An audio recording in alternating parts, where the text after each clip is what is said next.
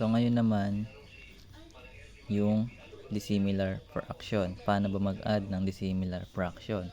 So iba po ang process ng pag-add ng similar sa dissimilar fraction. So for example, we have 2 plus 1/3.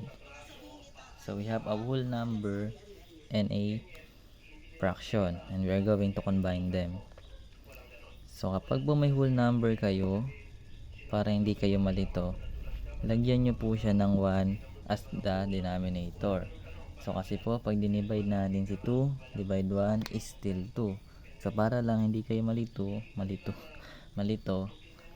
lagyan nyo ng ganyan. So ngayon mapapansin natin na ang denominators nila ay magkaiba, 1 and 3.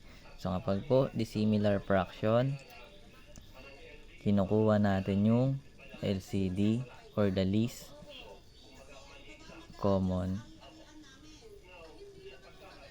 denominator. So ano ba yung least common denominator natin? So ang denominator natin is 1 and 3. So we just need to find its multiples. So kung hindi pa alam yung multiples, pwedeng panoorin yung isang video para malaman yung mga terms yung iba pala nandun. So skip counting lang natin, 1, 2, 3, 4 and so on, and we have 3, 6, 9, 12 and so on. When we are going to find the least common, ibig sabihin parehas, which is 3, yung pinakamababa. So pwede pa ito mag-meet sa 5, sa 6, but we are going to use 3 because we are dealing with least common denominator. So our denominator will become 3.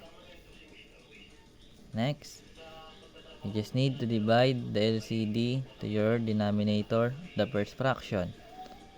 So 3 divide 1 is 3. Then multiply the answer to your numerator.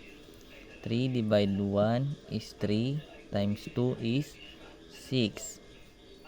Plus, repeat the same process. 3 divide 3 is 1 times 1 is 1. Naintindihan po? Ulitin ko. So kukunin muna yung LCD kapag dissimilar fraction.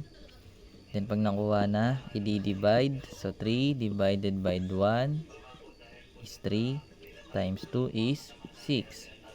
Plus, kasi plus tayo, 3 divided by 3 is 1 times 1 is 1. So ngayon, just going to add the numerator. So 6 plus 1 is 7 over 3. So this is a improper fraction because our numerator is bigger than the denominator. So hindi naintindihan, another example. So practice lang ng practice para intindihan lalo. So let's say we have 3 halves plus 1 6. So for example, we have this kind of expression. So because they are dissimilar fraction, we are going to find their LCD. So our denominator is 2 and 6.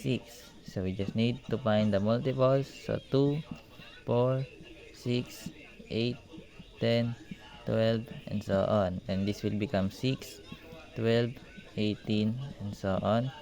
So they are in common in 6 and 12, but we are dealing with LCD, therefore we are using 6 as their LCD. So we need to divide. 6 divided by 2 is 3 times 3 is 9. 6 divided 6 is 1 times 1 is still 1. So therefore we have 10 over 6, which is also equals to 5 over 3. Kasi po, pwede natin sila i-lowest term and i-divide both by 2. And 10 divide 2 is 5. 6 divide 2 is 3. So this is our final answer. So ganun po ang pag-add ng dissimilar fraction.